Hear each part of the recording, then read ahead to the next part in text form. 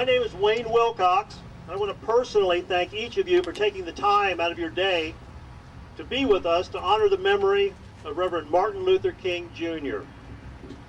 Now you may ask yourself, why is Wayne up here on this podium, particularly today when we have such esteemed persons within our audience, such as the Reverend Joel King and Larry Hamilton and Mayor Hudson and the city manager Fred Enderle. And I asked that same question of myself, and the answer came to me. It was only 40 years ago to where the police chief was ordering dogs and fire hoses trained on crowds such as yourself. And today, the police chief is marching with the marchers. Amen. I am here today because I am in debt to Reverend Martin Luther King Jr. I am, in fact, living proof of the value of his work, his passion, his lifelong commitment to racial equality and economic justice. In the closing remarks, I'm going to share a few thoughts of mine with you. But my first duty is to introduce, and I hope I have this right, Phil Elmore, who's going to do the invocation. Phil?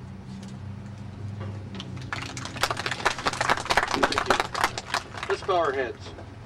Father, today we thank you for this beautiful day that you have made.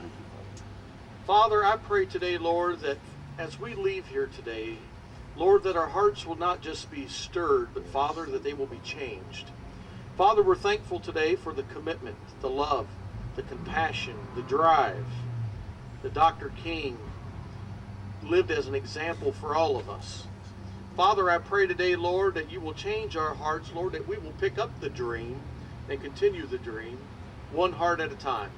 Father, I pray that you will anoint our ears to hear the words today, Lord, that they will change our hearts. In the name of Christ we ask, amen. Amen. Thank you, Phil. I would now ask that Mayor Tom Hudson come to the microphone and give an official welcome to the City of Piqua.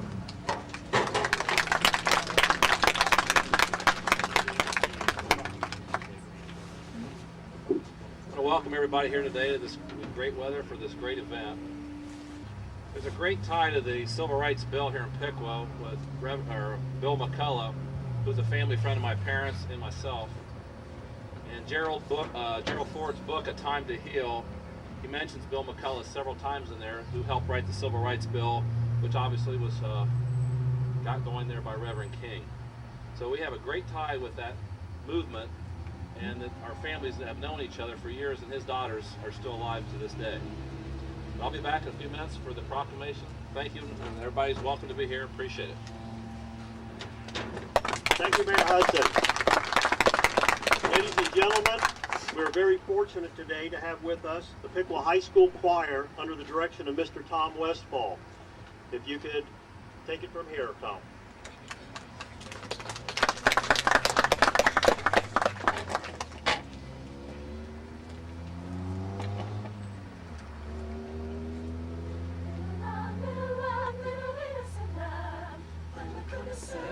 Till I die, little lamb, little innocent lamb. I'm not gonna serve God till I die. Hypocrite, tell you what he do. I'm not gonna serve God till I die. He'll talk about me, and he'll talk about you. Talk about you. I'm not gonna serve God till I die. Little lamb, little innocent lamb. I'm not gonna serve God till I die. Little lamb, little innocent lamb.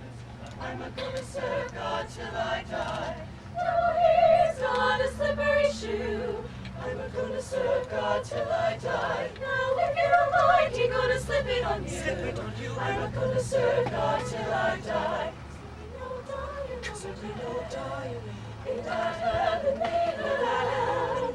In that heavenly land. In that heavenly land. No dying. There'll be no dying over in heaven. In that heavenly land, there'll be joy, joy, joy. Just take one brick from Satan's wall. I'm not gonna serve God till I die. Satan's wall gonna tumble and fall.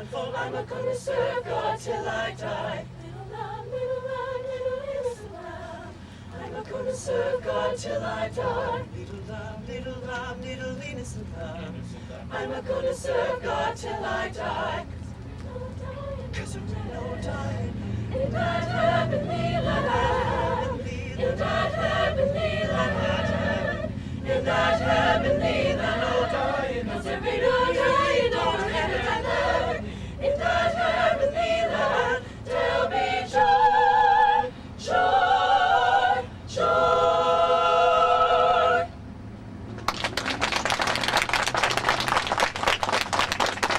Thank you very much, members of the choir and Mr. Westfall. Very beautiful. I'm also pleased today that we have representatives from the City of Piqua, and Deputy Assistant City Manager Andy Berner here to recognize those officials. Wonderful welcome on a beautiful day commemorating the life and work of the Reverend Dr. Martin Luther King. With us today is obviously Mayor Hudson, City Commissioner Judy Terry, and Bill Vogt, and of course City Manager Fred Enderle is here. We have a number of city staff people as well. So welcome, and with that, Mayor Hudson, come on up and present the proclamation, if you will, please.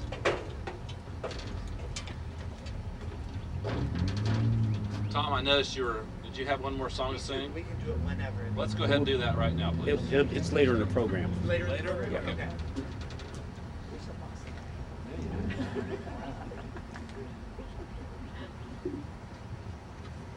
It's my honor to read this proclamation today for the life of Martin Luther King. Whereas April 4th, 2008 marks the 40th anniversary of that tragic day on which Dr. Martin Luther King Jr.'s life was taken. And this is a fitting opportunity to reflect upon some of the most important principles that Dr. King fought for those of liberty, peace, and equality for all. And whereas born on January 15th, 1929, Dr. King was dedicated to achieving his vision of civil rights for all people. His voice and words were heard by millions across our great nation, illustrating a commitment to human dignity and a determination to follow a course of social change through nonviolent means. Whereas the City of Piqua, Ohio honors Dr. Martin Luther King Jr. as we remember his accomplishments and his courage as a leader, which awakened our nation to the promise and justice, equality of opportunity, and human brotherhood for all people. Whereas let us remember that in moving forward together as one people, we must all share the common principles of love, tolerance, forgiveness, and reconciliation, rooted in the words and actions of Dr. King, and recommit ourselves to the efforts that positively reinforce community service for the betterment of society and the ideals of peace and nonviolence that he championed and upon which he built his life. Now therefore, I, Thomas D. Hudson, Mayor of the City of Piqua, Ohio, do hereby proclaim April 4th, 2008 as Dr. Martin Luther King Jr. Day.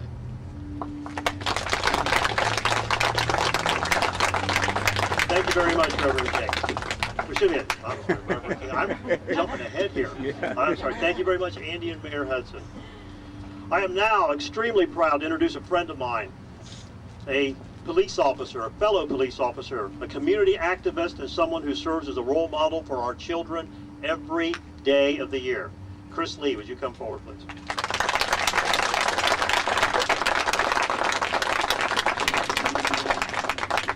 Well, thank you and welcome all. I have the esteemed pleasure, and it's a great pleasure of that, to link a tie to the past and to the present by introducing to you Reverend Joel L. King. Reverend Joel L. King Jr. was born in Spartanburg, South Carolina, where he received his formal education. He graduated from the public school systems in Spartanburg and received an associate degree in accounting from Cecil's Business College in the same city.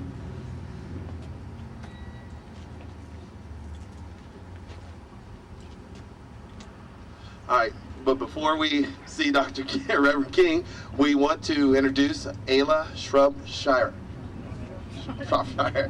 to come forward, please.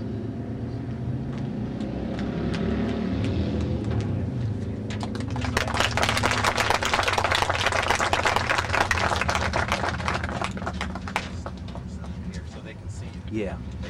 Right here. My name is Ayla Shropshire. I'm going to say the Martin Luther King I Have a Dream speech. I have a dream that one day this nation will rise up and live out the true meanings of its creed.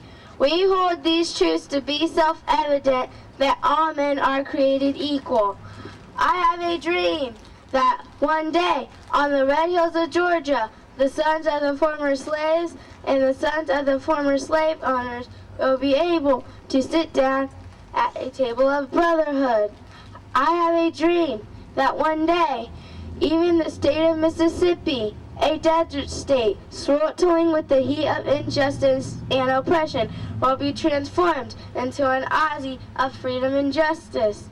I have a dream that my 4 children will not live in a nation where they will be judged by the color of their skin, but by the content of their character. I have a dream today.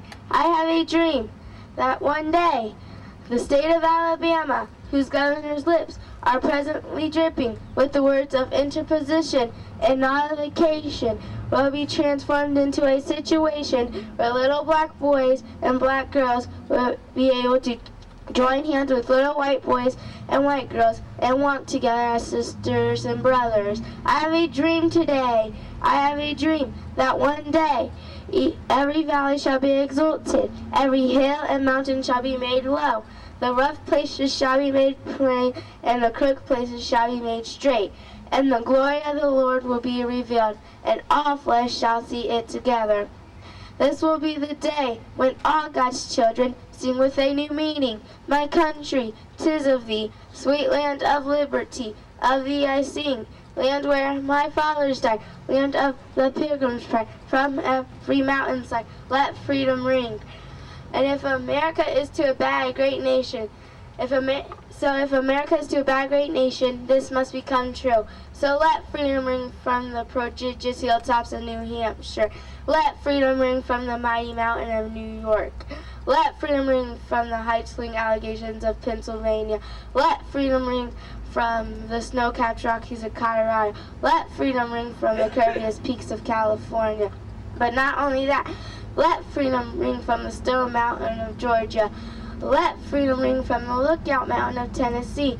Let freedom ring from every hill and every molehill of Mississippi.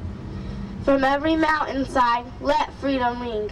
When we let it ring, when we let freedom ring from every village and every hamlet, every state and every city, we will be able to speed up the day when all God's children, black men, white men, Jews, Gentiles, Protestants, Catholics, will be able to join hands and sing the words of the old Negro spiritual. Free at last, free at last. Thank God Almighty we're free at last. Yeah! Yeah! Great job!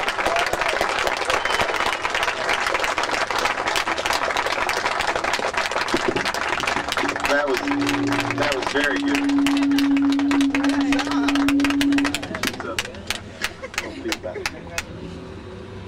I'm sorry. You did a wonderful job. Oh, just To be commended.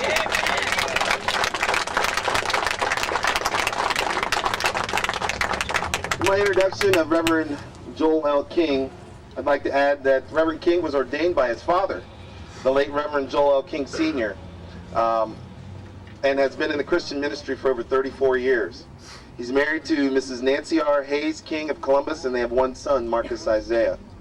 In December of 2000, he was appointed to the chaplain of Columbus Fire and Police Departments by Mayor Michael B. Coleman. In February 2001, Reverend King had the opportunity to travel to Hyderabad, India, in support of the missionary organization Global Gospel Ministries. This group is sponsored by 61 pastors from America, whose goal is to build 1,000 Christian churches in India by the year 2020. Jerusalem Second Baptist Church has 4 churches named in their honor for their support. In March 2001, Reverend King was appointed chaplain of Gahana Police Department, where he resides presently. If I could get all of you to kindly welcome the Reverend Joel L. King to the podium.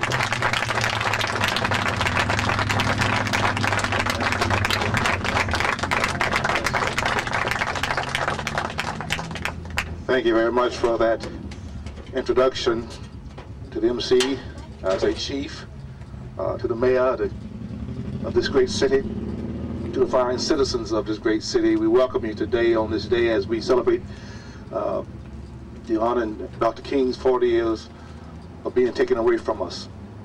Thank you, choir, for a very lovely selection. I want to hear one more before you go now. Don't leave me yet. Amen. And to the fine commissioners who are here, to Larry Hamilton, thank you very much for the invitation.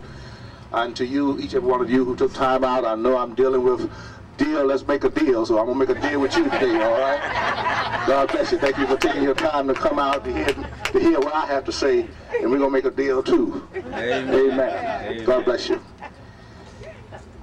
40 years ago, on October 4th, Dr. King was slain in Memphis, Tennessee. I was at that time 17 years old in Spartanburg, South Carolina. And it hit me real hard as being a family member, but not because being a family member, being the fact that we lost such a great man so early in life. My traveling buddy with me, Reverend Sauls, there with the other cowboy hat on this end there, he travels with me a lot, and he had the privilege of going with me to Detroit, where we attended Rosa Parks' funeral several years back, with me when I went back to Coretta's funeral and been back into Atlanta for Yolanda. And so it's been a lot of tragedy.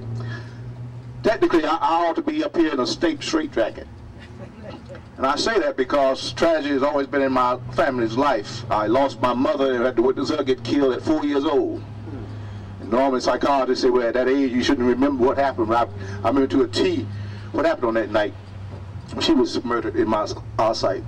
Then at 17, I watched Dr. King get killed. Then at 15, President Kennedy. Then at 17 again, 18 rather, a year later, several months later, 17 years old, Robert Kennedy, taken from our world. And it brings mixed emotions. And being a Baptist preacher, I have to take a text, so you can study when you go home. But I want to read from you Daniel 2, verses 2 through 5, from the King James Version. And I want to talk this afternoon, about King's forgotten dream. Perhaps some of us forgot that. I thank the young lady for reciting it. But sometimes we miss the very essence of what that dream was trying to say to us, even 40 years after he's been taken from us. Daniel 2, 2 and 5 says, Then the king commanded to all the musicians and astrologers and the sorcerers and the Chaldeans for to show the king his dreams. So they came and stood before the king. And the king said unto them, I have dreamed a dream, and my spirit was troubled to know the dream. And then spoke the Chaldeans to King Cyrus, O king, live forever, and tell thy servants the dream, and we will show thee the interpretations of it thereof.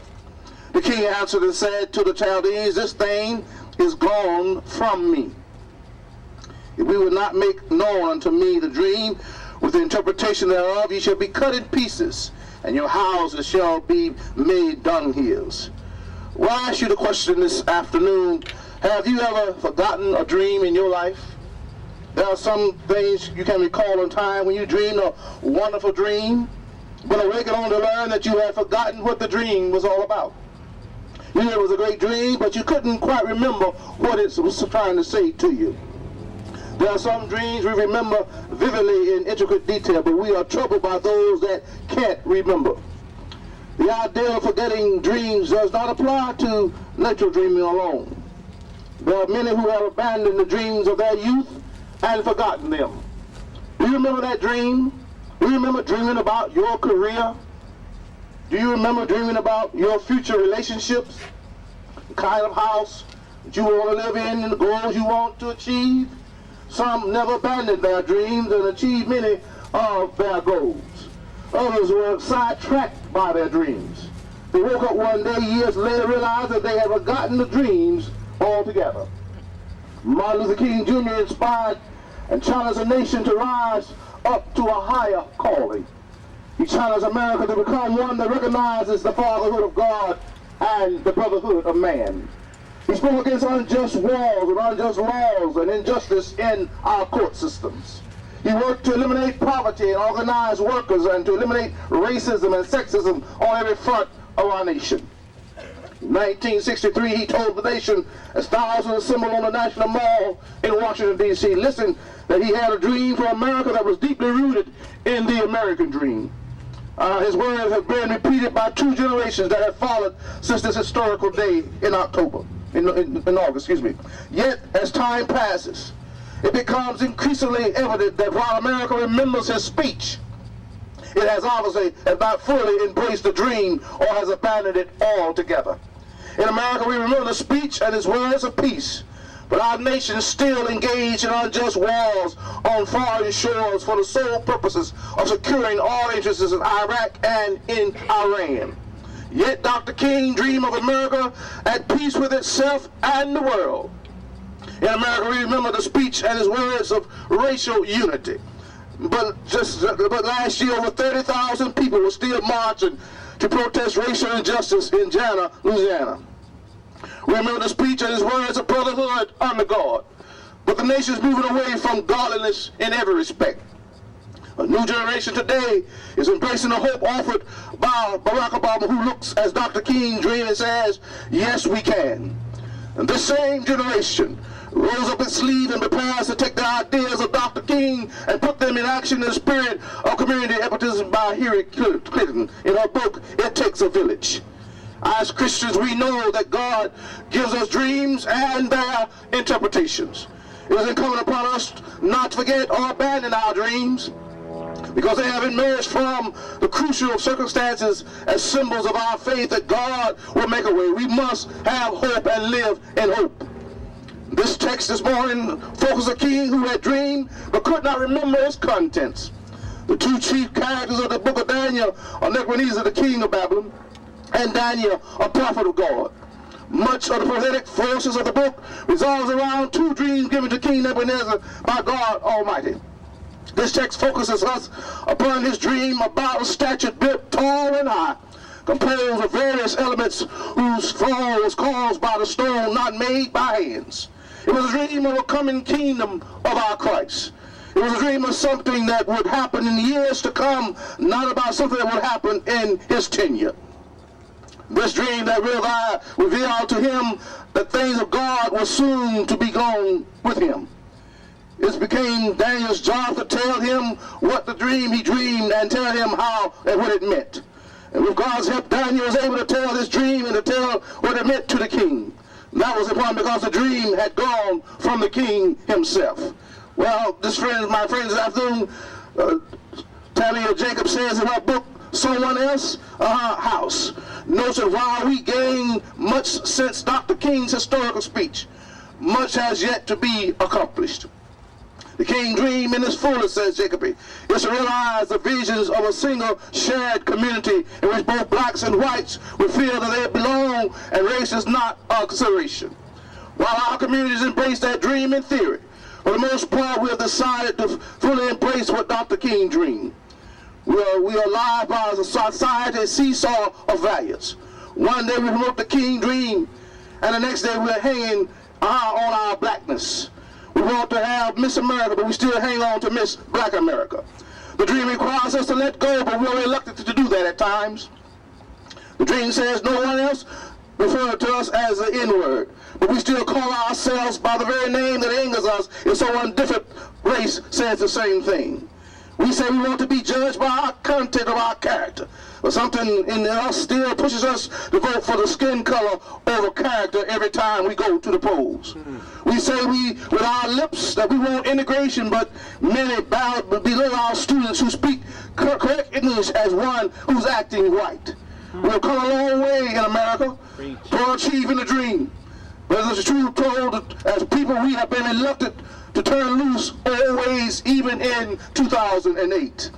Today we have been modified version of Dr. King's dream that seems to yearn for whites to become less racist while we keep hanging on to our racism. When it comes to King's dream of full integration, for many of us this thing has gone from us. The dream of Martin Luther King involved more than racial parity. It involved revolutionary economic ideas.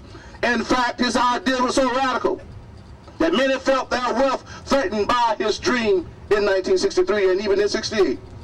In 1967, King addressed the Southern Christian Leadership Council and laid out an agenda that included using his influence to push for a guaranteed annual income from all Americans and even full employment. sustained, if necessary, by the government itself.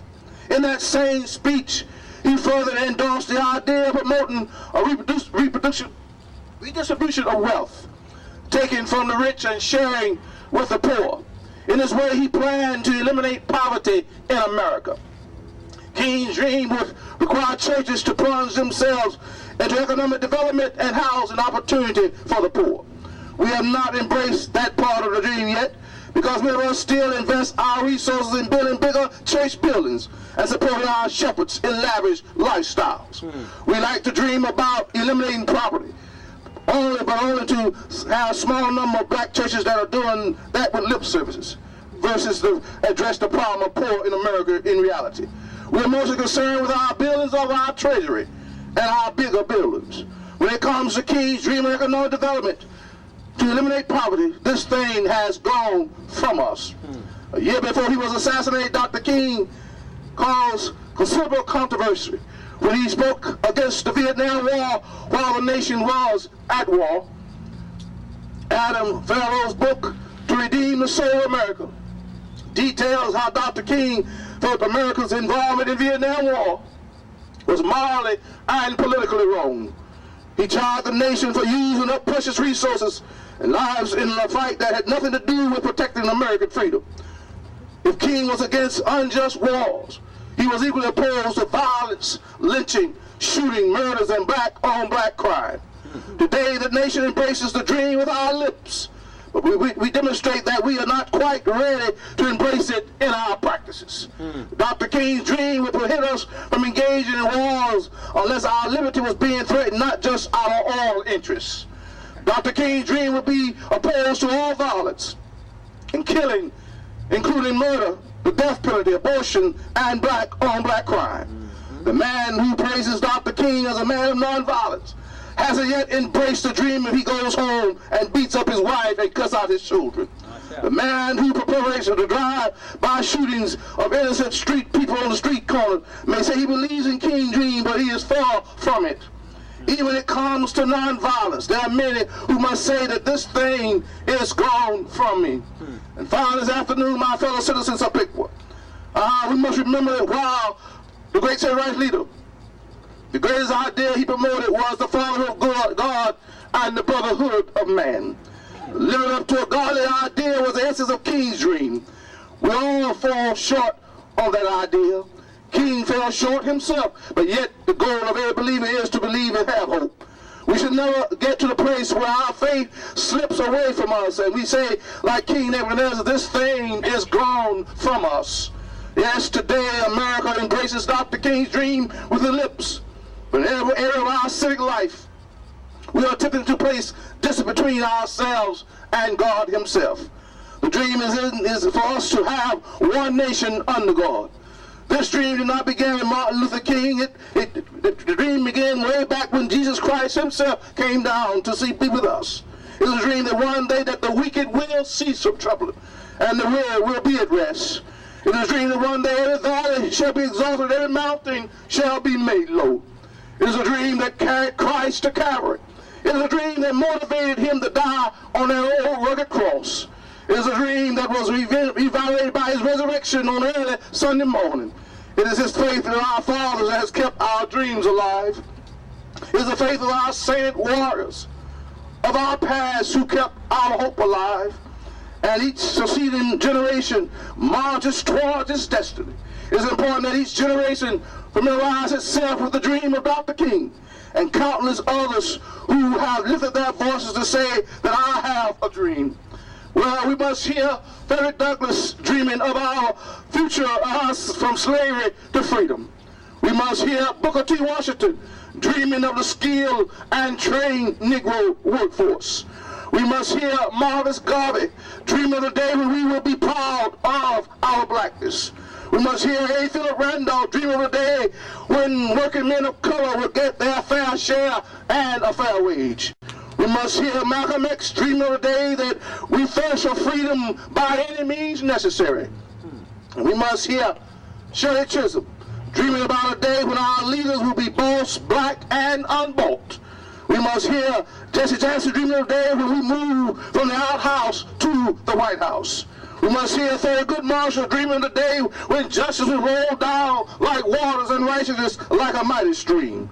We must hear General Colin Powell dream of the day when we will study war no more. Every believer must not forget the dream and what it really means in their own lives. We must say in the words of James Wendell Johnson, God of our weary years, God of our silent tears, Thou who hast brought us thus far all the way, Thou who hast by thy might led us into the light, keep us forever in your path, we pray. Lest our feet stray from the places, our God, where we met thee. Lest our hearts drunk with the wine of the world, we forget thee. Shadow beneath thy hand, may we forever stand true to our God, and true to our little land. Amen. May God bless you. Thank you. Amen.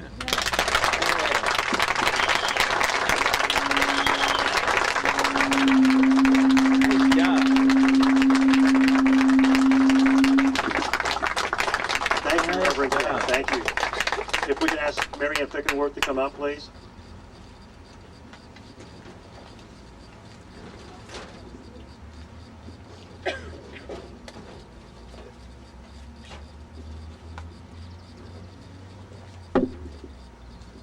Reverend King, we thank you so much for sharing this very special event with us in our community today.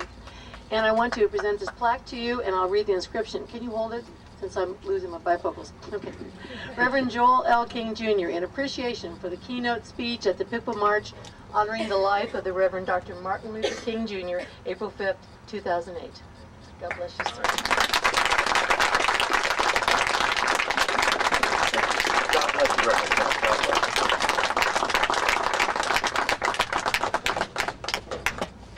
I think the only fitting way to follow that is with Mr. Westfall and the choir.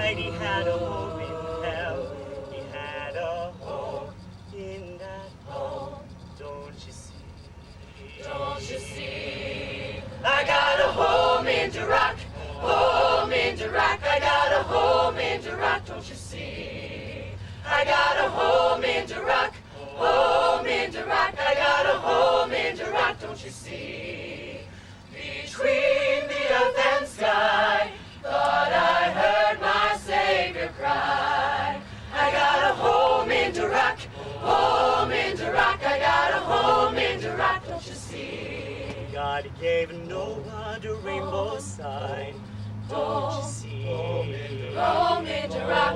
God gave no one a rainbow sign. Don't you see? Home in the rock. God gave no one a rainbow sign. No more water but the fire next time. Better get a home in that rock. Don't you see? Don't you see? Don't you see? I got a home in the rock. Home in the rock. I got a home in the rock. Don't you see? I got a home in the rock. Home in the rock. I got a home in the rock. Don't you see? Between the earth and sky, thought I heard my Savior cry. I got a home in the rock. Home in the rock. I got a home in the rock. Don't you see? I got a home in the rock.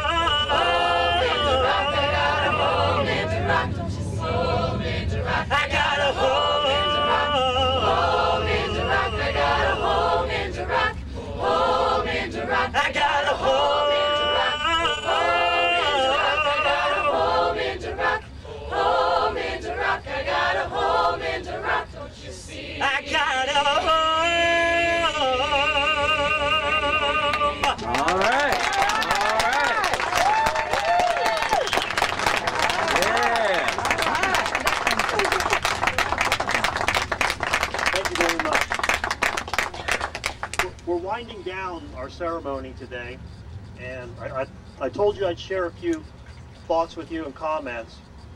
I'm feeling just a little bit inadequate, I'll be honest with you. After Ayla and her wonderful rendition of that speech, that very powerful, moving speech, and Reverend King, I am literally speechless about that. That was just a wonderful thoughts, wonderful things for us to think about. And of course the Piqua High School Choir, under the direction of Mr. Westfall, such a wonderful representation of our community. But if you know me, I'm going to say something, one way or the other. So I'm going to share a few thoughts with you. I said right from the beginning that I owed a debt to Dr. King, and that's true. If it weren't for the work of Dr. King, I'm not so sure that many, many years ago, a young Japanese woman here in Piqua, Ohio, would not have moved forward with her dream of becoming an educator and opening doors for people like me, and that was my mother. I'm not so sure if Dr. King had not existed and started what he started, that we wouldn't have seen Craig Harris, a black man who dared to become the first Piqua police officer, actually become a police officer and open doors for individuals like me. Without Dr. King, I'm not so sure we would have seen people like Robert Godsey Jr., another black man who's a police officer, who every day of his life embodies compassion and caring about our community, and who is an example to all of us. Without Dr. King, I'm not so sure we would have had Chris Lee, a man who has devoted his life to working with our children and making their lives better. I'm not so sure we would have people like Helen Cuff, a woman of color who volunteered many, many, many countless hours to our community to make things better for our community. I'm not so sure we would be at the point where we are now, to where we have individuals such as Mayor Hudson and our city commissioners here today, and our city manager, Fred Enderly, who are promoting diversity and promoting its value. I'm not so sure if it weren't Dr. King were not alive or didn't live in our time, that we would have gatherings like this to where everybody comes together to reflect upon those truths that we hold self-evident, that all men and women are created equal. So all I can say is all those people I mentioned, they're my role models. They're the reason I'm living the dream that I'm living. And thank you to every one of those that I mentioned. But I also want to tell you this. You're my role models. Every one of you young men and women from the choir, Mr. Westfall, everybody in the audience, everybody who took the time to come out here today. Because I'll bet you this is the most important thing you're going to do this weekend. This will mean the most. This has more significance than anything else you could possibly do this weekend. And I personally thank you for taking the time and effort. And I pledge to you this: this will not be the last time that we will come together as a community to honor the legacy, the commitment, the passion to racial equality, economic equality of Dr. King and his legacy. So with that, if I could ask Phil or somebody to do the benediction. Somebody? Oh, Brian, come on up. As you can see, I don't have a real script here. We're just kind of flowing. As we bow our heads, can we put our hands together one more time for this program?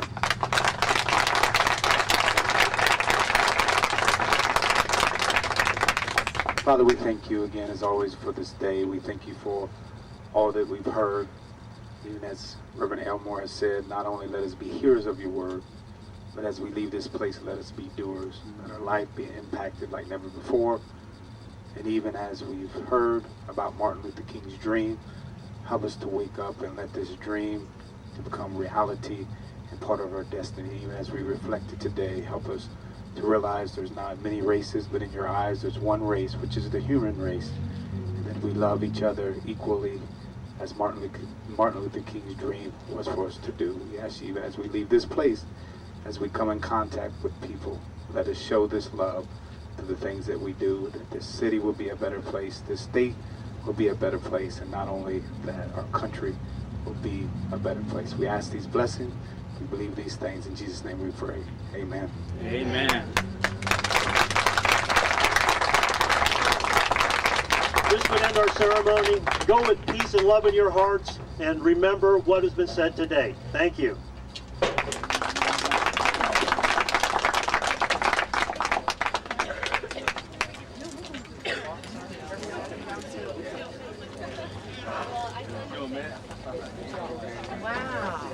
Was this great? It was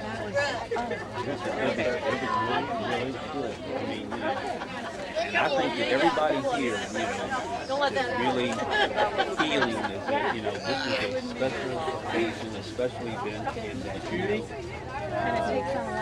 it really did. I just thought it was great. Good representation of the community. I thought it went really well. You did a good job organizing. What Wayne said about the promotion of diversity, we need to hit him up on that. I want to get this committee started. Yeah. We need some more people. We need more. Is that what it is? Yeah. Because we've got volunteers. I mean, well, he wants more, I guess, more diverse, but he's got volunteers. I haven't. I know we haven't gotten all of the people that we want need on it. Yeah.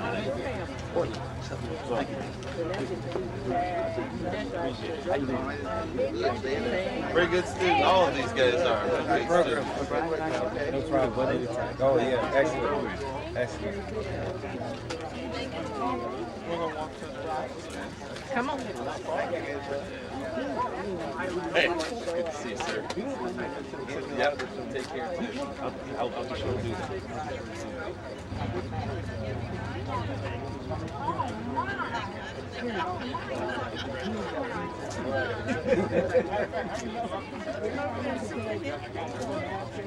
Well, I came out to the mall, but I no, you're fine. I don't know. We take care. Oh, okay. Good job.